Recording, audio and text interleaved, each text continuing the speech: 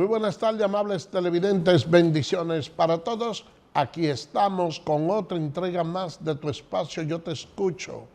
Hoy, miércoles 11 del mes de enero del año 2023. Hay asomo de lluvia. Durante todos estos días ha estado cayendo, aunque sea levemente, una pequeña llovizna. Y anteriormente, cuando no existían los adelantos de la ciencia, había un señor llamado Osorio que llevaba lo que le llamaban las cabañuelas. Él iba anotando el comportamiento de los primeros 12 días del año y en función de ese comportamiento, entonces él aplicaba una teoría donde le parecía más o menos deducible cómo se iba a manejar el clima durante el año entero con relación a la proporción de lluvia, de calor y de sol. La verdad es que esos tiempos románticos, la persona siempre buscaba la manera de ingeniársela cuando no habían este tipo de modernismo. Por otra parte, señores, el gobierno le aumenta un 20% a los trabajadores del metro. Además de eso, acuerda con los productores de huevo aumentar la producción. Sigue el conflicto entre el colegio médico y las administradoras de pensiones. Además, se registraron unas 70 muertes en unos 61 feminicidios y Jean Alain sigue procurando el cese de la prisión. Señores, miren, con relación al conflicto que se ha venido suscitando entre el Colegio Médico y la ARS, uno pudiera decir que se trata de una asociación, que se trata de un sindicato que está pidiendo mayor reivindicaciones al sector privado. Pero ¿qué resulta? Que el asunto no puede ser visto de una manera tan natural y pudiéramos decir con algunos niveles de dejadez por el Estado Dominicano, por el gobierno. ¿Por qué? Porque la salud tiene un rango constitucional y es al Estado Dominicano que le compete en primer término garantizar la salud de un país. Inclusive dentro de los renglones básicos que pueden medir el desarrollo de una nación, la salud ocupa el primer plano. En segundo plano pudiéramos ubicar la alimentación y en segundo plano la educación y en tercer plano la alimentación. Salud, educación y comida, o como usted quisiera verlo. Salud, comida y educación. Yo le digo esto porque cuando usted analiza los reclamos que hacen los médicos, uno tendría que ser hasta cierto punto muy injusto o insensato para dejar de reconocer de que los profesionales de la salud merecen un salario más digno, al igual que otros profesionales, porque este es uno de los países donde se le da menor realce a la preparación, a la educación. Y como eso sucede así, aquellos enemigos de la educación, aquellos detractores, aquellos apáticos que no quieren esforzarse, tratan de tomar la vida de una forma relax, sin forzarse mucho, y tienen una teoría que en cierto aspecto pudiera considerarse justificada de parte de ellos. ¿Qué hacen mucho? Toman en consideración como paradigma aquellos profesionales de distintas ramas que probablemente no han descollado mucho o no han tenido la suficiente capacidad como para mantenerse y distinguirse dentro de sus distintas profesiones para obtener salarios remunerados, y muchos dicen, no, yo lo que quiero es salir de este país.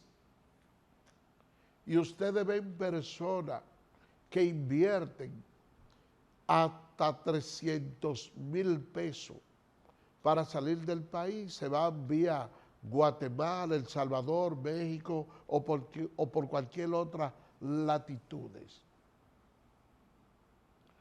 Y cuando llegan a tierra norteamericana, se encuentran a veces en algunos negocios con esos profesionales que yo le he dicho que son de pocas luces, pero que lo encuentran lavando platos igual que ellos.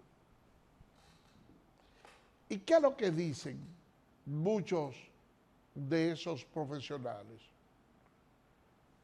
Pero ¿y para qué yo voy a estudiar si yo voy a los Estados Unidos y me encuentro con ingenieros, con abogados, con médicos lavando platos aquí en los Estados Unidos? Muchas de esas personas no es que sean profesionales mediocres, sino que tampoco el Estado le ha brindado la oportunidad. Y de esa manera usted va desestimulando a que la juventud tenga ciertos niveles de preparación. ¿Y qué decirle de esos profesionales de la medicina, del derecho, de la ingeniería, que trabajan en el Estado Dominicano? ¿Ustedes quieren que le diga que la mayoría de esos empleados tienen un salario de alrededor de entre 45,000, 50,000, 60 y 70,000 en el Estado trabajando? Eso se lo ganan profesionales de distintas ramas. Pero cuando usted entonces se va a cualquier sector populoso y se encuentra con un varillero, con un plomero, con un pisero, con un albañil de primera, entonces resulta que esos técnicos de la construcción, esas personas que no han tenido que ir a la universidad, devengan salarios mayores que esos profesionales que yo le he mencionado. Entonces, ¿cuál es el papel del Estado en aras de propugnar por el desarrollo de la educación en un país? que cuando usted tenga un hijo le pueda decir, mira, ¿tú te acuerdas, fulanito de tal, que andaba jugando contigo ahí? Él siguió estudiando y se preparó y trabaja en el Estado. ¿Y tú sabes cuánto es su salario? 150,000 pesos, 200,000, 175,000. Eso debieran ser los salarios que devenguen los profesionales en cualquier dependencia del Estado. No importa la capacidad que tenga, la lucidez, pero debe ser un salario encomiable para estimular al que no estudia. Pero si usted le va a pagar a la persona 2 centavos y usted lo va a ver siendo profesionales en situaciones de dificultad, aun cuando tienen empleo, que tienen que realizar, valga la redundancia, un pluriempleo de tener varios trabajos para poder llevar el sustento a su familia. Entonces eso no tiene sentido. Los profesores también deben de vengar un salario digno. Aquí se echó a andar la seguridad social y en el momento en que se inició ese proceso, los gobernantes de turno pensaron en darle una mayor proporcionalidad a quienes manejan esos recursos que a los propios médicos que sustentan el sistema, que llevan la salud. Entonces, señores, se ha creado esta grieta y nosotros vemos la lucha que está encabezando Zenén Cava, que bien pudiera ahorita ya decir nosotros que a final de año ya hay elecciones y viene otro presidente, pero también podría continuar con esa misma lucha. Pero la realidad palmaria es que hay alrededor del 52% de la población dominicana que no está recibiendo de manera adecuada el servicio de salud. Pero de igual manera, como yo enarbolo mi voz de protesta, le pido al Estado la intervención, que no se haga de oídos sordos en un problema como este, en procura de que los médicos tengan un mejor estipendio.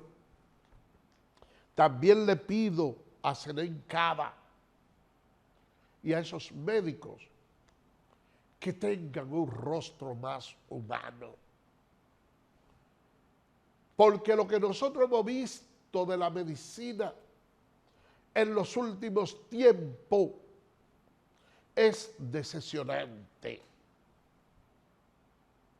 Porque hay un grupo de profesionales de la medicina que ha subido y quiere obtener pingües dividendos y hacerse rico de la noche a la mañana, y a veces cuando una persona llega a un hospital o llega a un centro privado, el médico no ve un paciente, sino un cliente.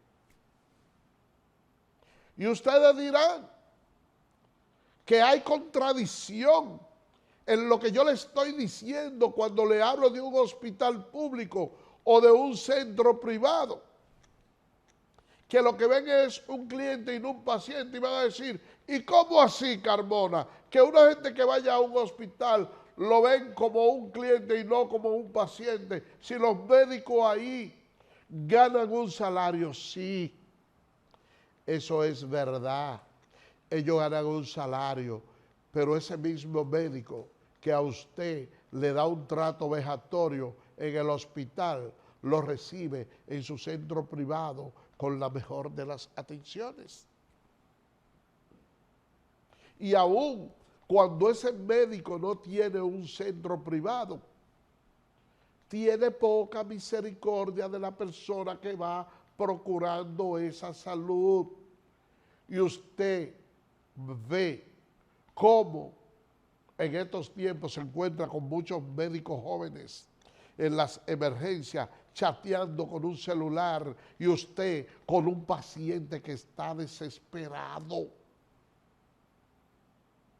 A mí me tocó vivir una experiencia similar, que yo estaba en una emergencia y yo veía un señor retorcido del dolor ahí en el Moscoso Puello y veía como tan relax algunos médicos. Y lo único que yo dije fue: Padre amado, Jesús, yo te pido que nunca me traiga a mí, a un hijo mío y persona querida, que no me traiga a estos sistemas de emergencia. Es verdad que yo no soy médico, y por no ser médico, que no estoy en el día a día, en esos menesteres, quizá tengo un mayor nivel de sensibilidad que otra persona, señores. Pero esa situación se está dando. Entonces, este problema hay que verlo de manera lineal. Usted no puede hacerse de la vista gorda. Usted no puede cerrarse los oídos, ni ponerse tampoco un zipper. Cuando usted ve una clase digna como la médica, que ha estado pidiéndole a esas ARS que no hacen inversiones, que le cobran a los pacientes una cantidad de dinero indiscriminada y le quieren dar 2 centavos a los médicos que prestan el servicio. Pero tampoco podemos dejar de reconocer que ese colegio médico también tiene que ponerse las pilas y deben de darle un trato más afable a los pacientes. No puedo quedarme callado y decirle al presidente, al ministro de Salud y a todo lo que tienen que ver con la medicina, que pueden permanecer con los oídos sordos y con los ojos vendados. No, hay que darle frente. Porque cuando una persona va a chequearse a un hospital con una emergencia, que aquí por la falta de cama, por la falta de médico, le ponen cita de 4 y 5 meses a gente que vienen de lugares muy cercanos, y el día que llegan se encuentran entonces con una huelga, hay que esperar 4 meses más. Porque es cierto que atienden a las emergencias. Y esa persona que hay que operarla. Ustedes saben lo desesperante que es para una persona que tenga un familiar interno que se le esté muriendo y que usted vea los hospitales vacíos, que que los médicos están en huelga y usted con su paciente muriéndose ahí. Son situaciones que a veces crean problemas que son de consecuencia impredecible en esos momentos de desesperación. Por eso le pido al Estado la intervención en el problema de las ARS. Le pido a las ARS que tengan una actitud más flexible, no que se acojan a cualquier tipo de actitud chantajista, nada parecido. También le pido a los médicos que tengan un nivel de sensatez y que dentro de ese desprendimiento que puedan hacer las ARS y la comprensión de los médicos, el Estado sea el punto de equilibrio. Vamos a hacer una pausa y regresamos en breve.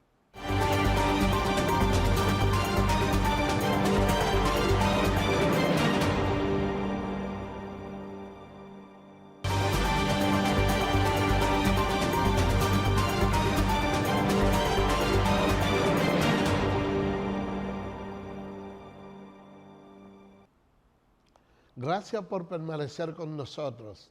Miren, cuando los organismos de seguridad buscan las estadísticas, nos damos cuenta que ese índice delincuencial que tenemos tan alto se debe en la gran mayoría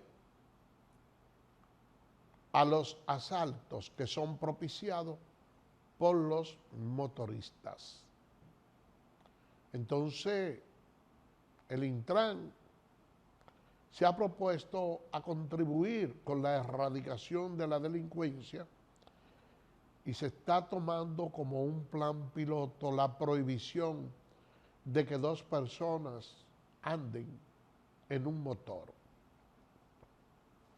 Esa es una medida que ha encontrado, o sea, eso ha generado opiniones a favor y en contra. Y paradójicamente, las versiones que dan las partes encontradas no dejan de tener razón en parte de ella. ¿Por qué yo le digo esto? Quienes de una forma u otra queremos que haya menos delincuencia, quisiéramos que se adopte cualquier tipo de medida que tienda a bajar los atracos y los asaltos en la calle. Dicho sea de paso, los accidentes de tránsito también se reducen disminuyendo la cantidad de motocicletas que andan circulando en las calles. Pero también reconozco que algunas personas no dejan de tener derecho cuando dicen que nosotros vivimos en un país pobre y que ser motorista no equivale a ser delincuente y que por demás, para adoptar una medida de esa naturaleza se requiere hacer una modificación constitucional. Son cosas que van de la mano, cuyos puntos son muy luminosos y sensatos si lo vemos desde ese punto de vista. Y cualquier persona sensata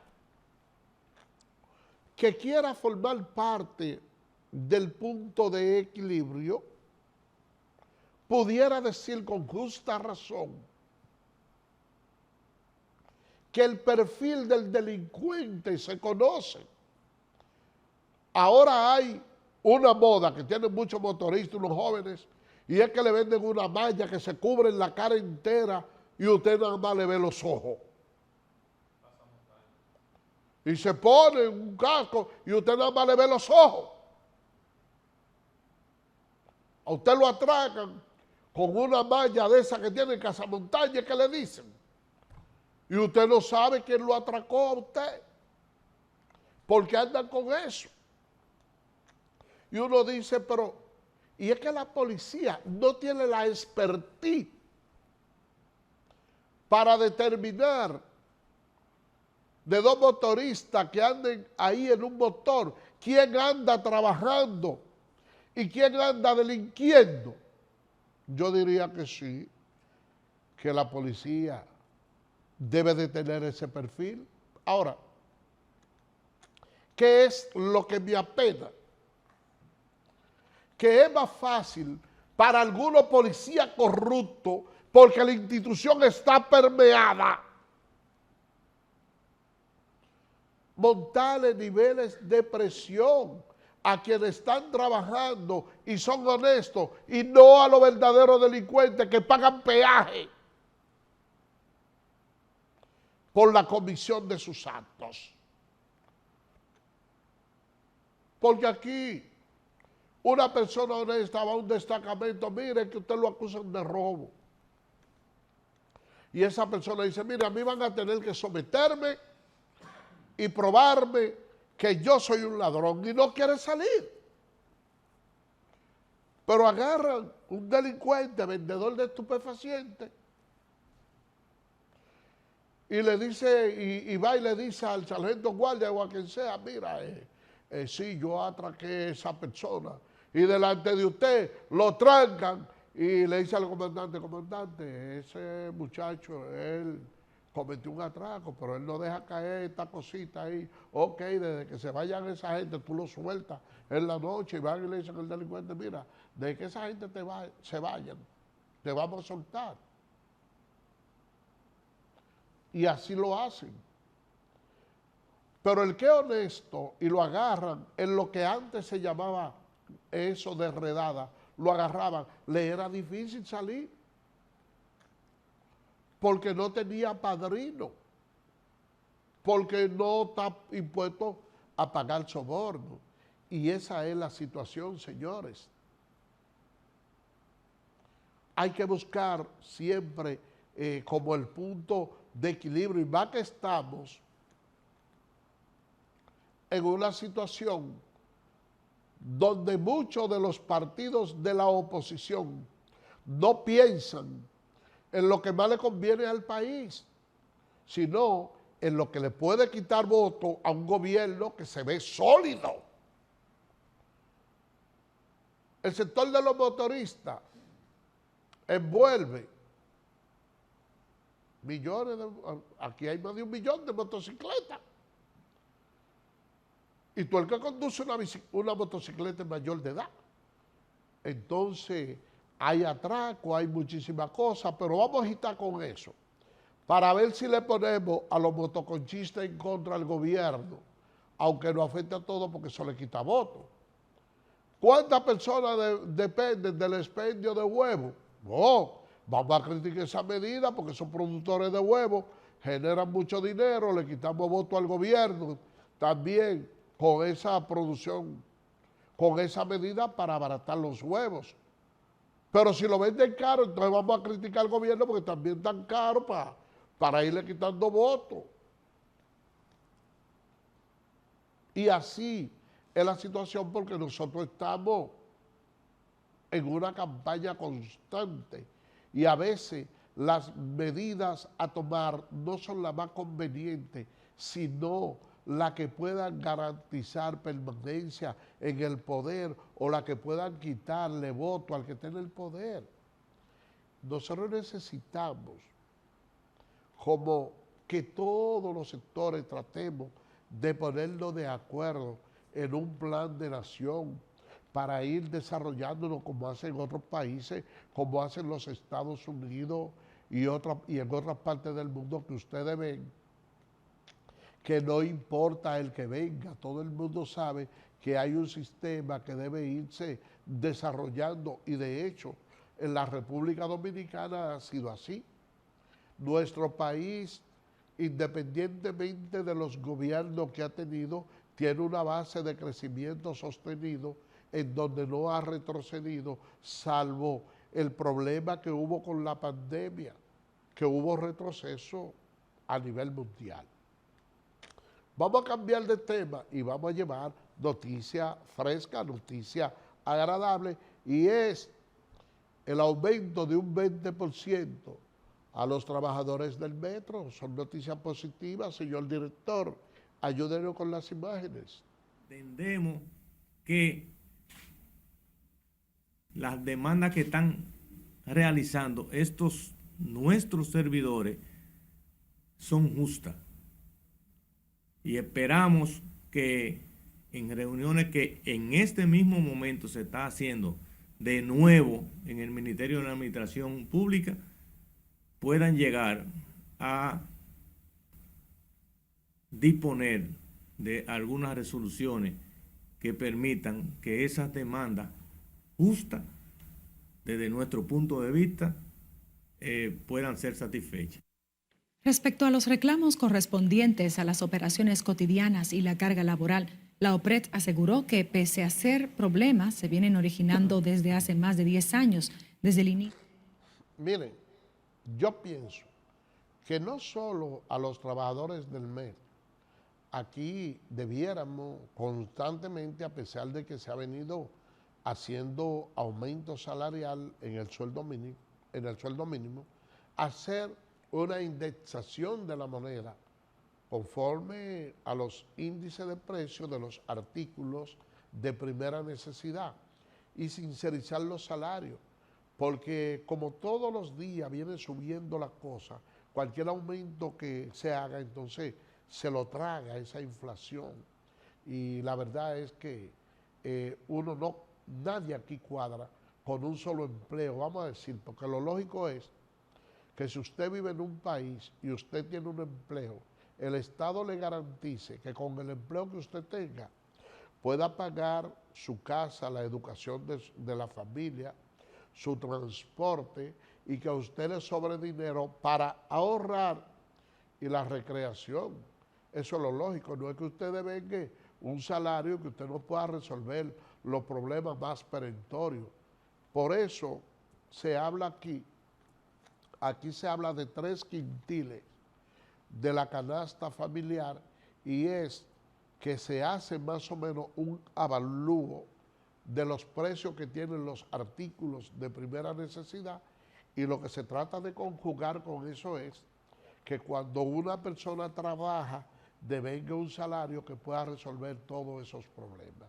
Y hablando justamente de problemas y la búsqueda de soluciones, señor director, el gobierno y los productores de huevo han conversado y se está buscando una salida, un aumento en la producción. Ayúdenme con las imágenes. En unos 6,30. La producción de huevos en la República Dominicana es de 9 millones de unidades diario. La población consume 8 millones y se exporta hacia Haití 1 millón. Hemos llegado a la conclusión de que la medida de prohibición de las exportaciones de huevos no se prorrogarán más de 15 días. Ya han pasado 7, solo quedan 8 días. El gobierno también dispuso aumentar la producción, estabilizar los precios del huevo y financiar a los productores a través del Banco Agrícola y el Bandex. Los productores que deseen y ciertamente como un estímulo a que amplíen sus capacidades productivas, pues se les va a dar facilidades para que accedan a financiamiento en condiciones muy especiales, de manera que sea atractivo para ampliar las capacidades y para mejorar la tecnificación de la agricultura. El presidente de la Asociación de Productores de Huevos agradeció las nuevas medidas dispuestas por el gobierno. Realmente eso era lo que buscábamos, que tengamos la posibilidad de seguir incrementando la exportación, porque un país que no exporta sabemos que no llega muy lejos. El representante. Bueno, señores, miren, ustedes escucharon ya ahí los subsidios que el Estado le va a dar a los productores de huevos. Yo creo que nosotros también vamos a tener un respiro con esos precios. Ya el tiempo ha ido pasando y ojalá que pudiéramos tener una producción en abundancia para de esa manera también ayudar a nuestros hermanos haitianos que no tienen esa producción así, no tienen una producción amplia como la nuestra y verdaderamente lo necesitan. Nosotros vamos a ir a una pausa, pero al regreso le vamos a dar las informaciones relacionadas con lo que es el juicio de Jean Alain. También, señores, miren, tenemos informaciones importantes acerca de la cantidad de feminicidio y vamos también a hablar de deporte. Así que no se muevan de ahí, que nosotros vamos a cumplir con nuestros compromisos comerciales.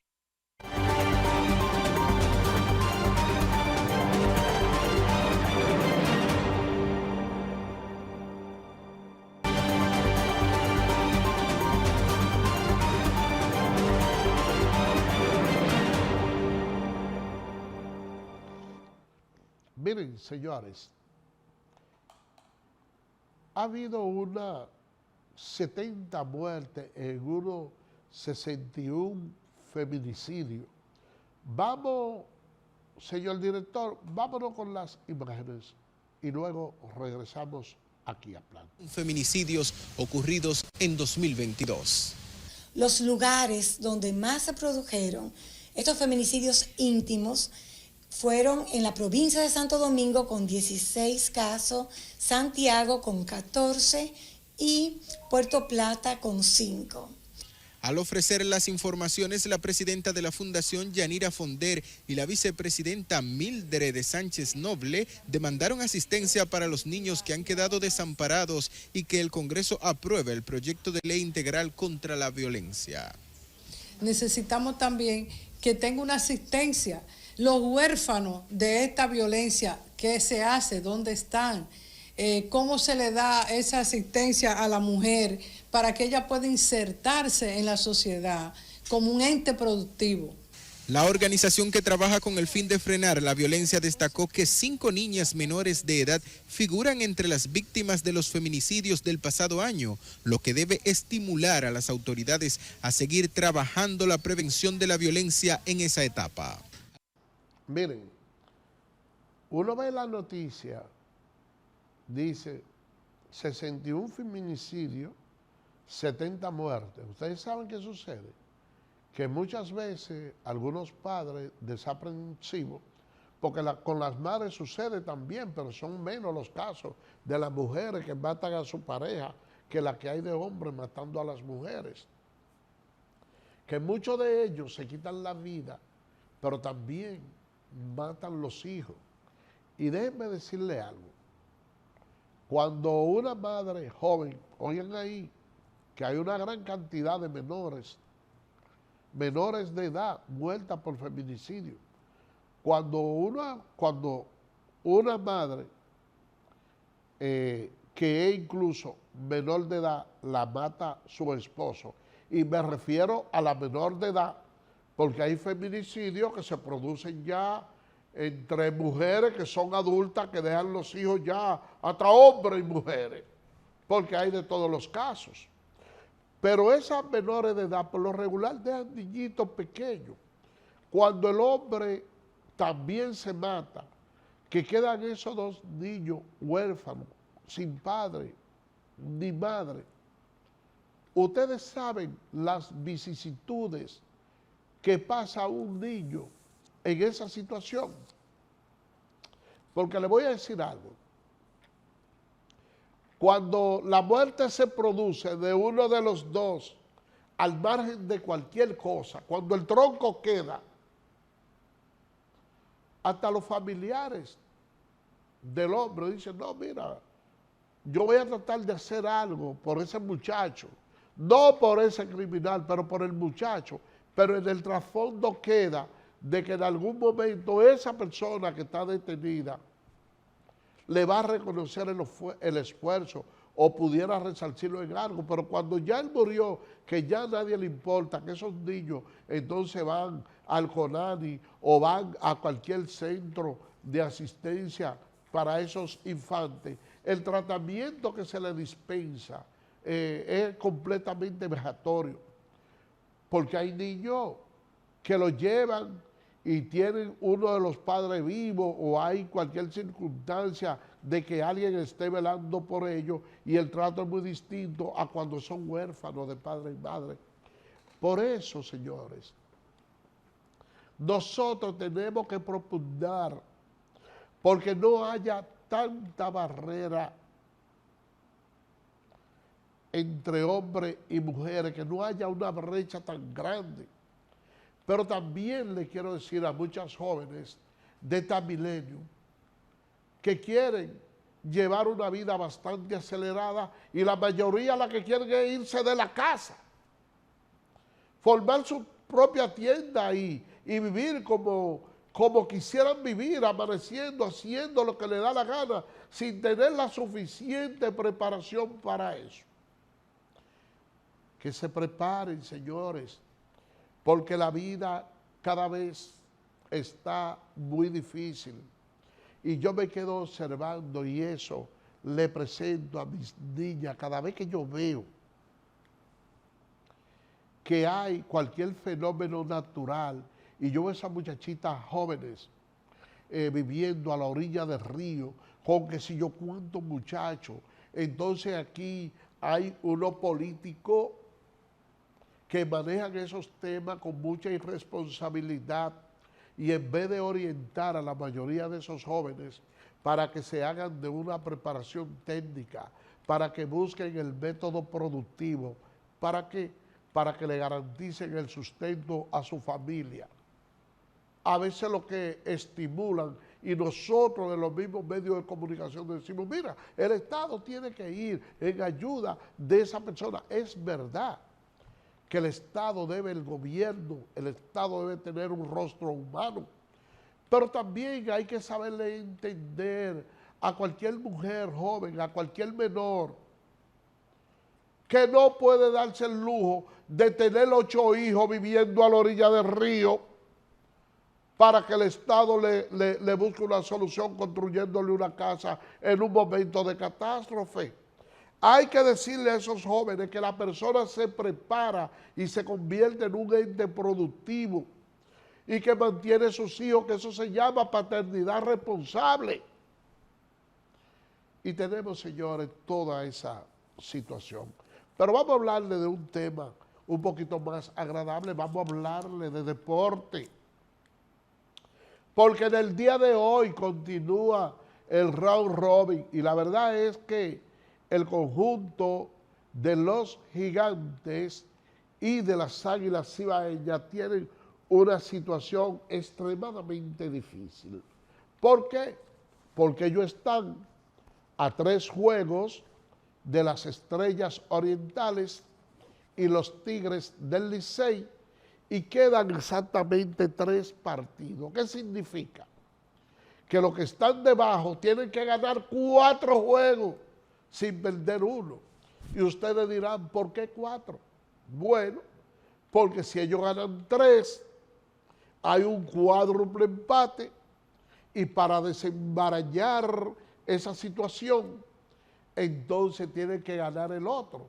Eso sería de un solo de ellos, porque llega un momento en que los Tigres del Licey y las Estrellas Orientales tienen que enfrentarse y por razones lógicas uno de los dos va a ganar, por lo que solo hay que hablar de una plaza vacante. Porque si uno de los dos debe de ganar, va a aumentar un juego, quedando en la imposibilidad de poder ser alcanzado, entonces lo que queda es una sola vacante.